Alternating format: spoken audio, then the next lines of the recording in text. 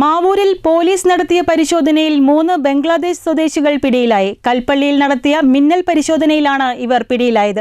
പിടിയിലായ ബംഗ്ലാദേശ് സ്വദേശികളെ കോടതിയിൽ ഹാജരാക്കി.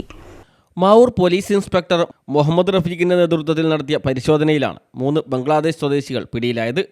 മുഹമ്മദ് ഉല്ല ഹുസൈൻ, മുഹമ്മദ് ഹസൻ അലി, മുഹമ്മദ് മഹദി ഹസൻ എന്നിവരാണ് പിടിയിലായത്. കൽപ്പള്ളിയിൽ നടത്തിയ മിന്നൽ പരിശോധനയിലാണ് 3 പേരും പിടിയിലായത്.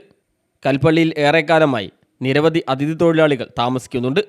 വാടക വീടുകളും ക്വാർട്ടേഴ്സുകളും കേന്ദ്രീകരിച്ചാണ് ഇവർ താമസിക്കുന്നത്. എന്നാൽ ബംഗാൾ, ഒഡീഷ സ്വദേശികൾ ആണെന്നാണ് ഇവർ നാട്ടുകാരോടെല്ലാം പറയാറുള്ളത്.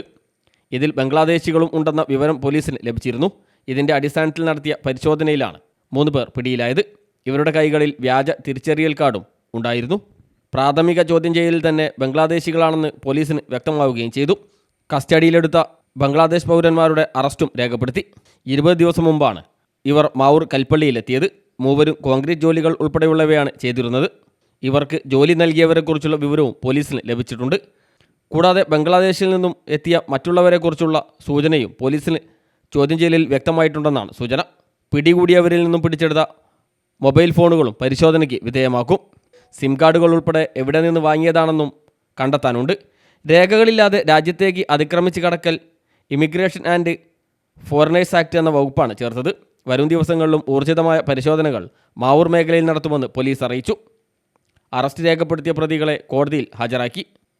IB ഉൾപ്പെടെയുള്ളവരും 3 പേരെയും ചോദ്യം ചെയ്യുമെന്നാണ് വിവരം. രഹസ്യാന്വേഷണ വിഭാഗവും ചോദ്യം ചെയ്യുന്നുണ്ട്. News bureau, Mavoor.